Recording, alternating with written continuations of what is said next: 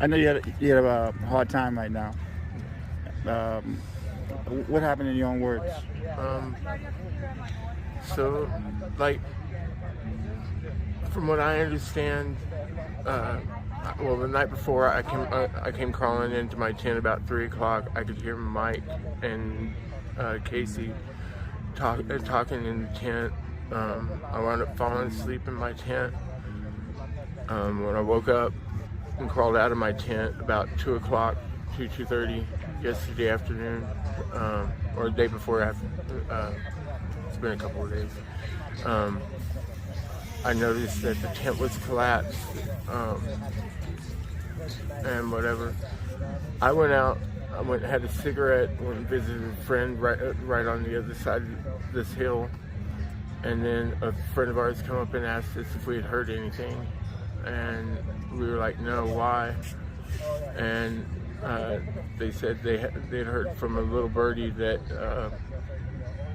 there was a body and a lot of blood in a tent up on the hill.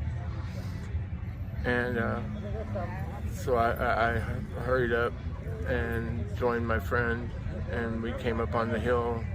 We opened up the front door, well, lifted up the front panel of the tent and unzipped it, and first thing we saw was a big puddle of blood. Couldn't see the body. We went around to the back of the tent. There was a slash in the back of it. We opened it up, and that's where we found his legs. Wow. From there, I ran from here, or walked as fast as I could, because I had spinal surgery a couple of years ago, over to the guard shack and had them call 911.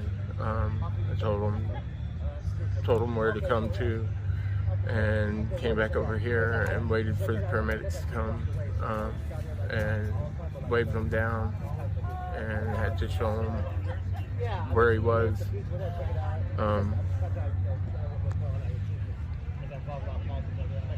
From what I understand, he was still asleep when it happened.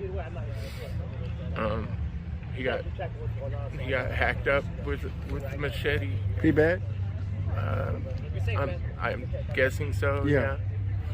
They buried him under about 3 foot of clothing, and then collapsed the tent on top of it, and left him for dead. And I hear there were other witnesses, but I'm not sure. Do you know what was it about?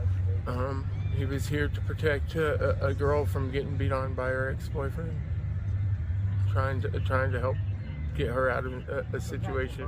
I guess wound up getting into one himself.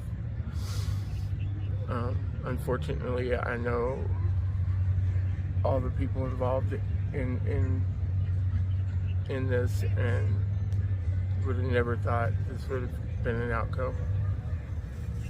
Never. So how are you holding up? I'm holding up by threads. I haven't been able to sleep a full night yet. Every time I close my eyes, that's all I see. And I don't know. I see you. I just wish him the best.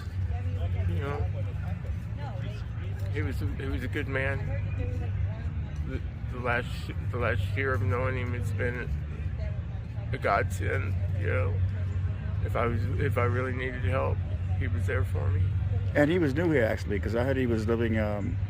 He had a trailer, a van or something, right? Yeah, he had an RV for a while until the city took it from him, because they're trying to clean up Venice. They're trying to kick out all the homeless and whatever. And this just doesn't make it any easier for us or anything, you know.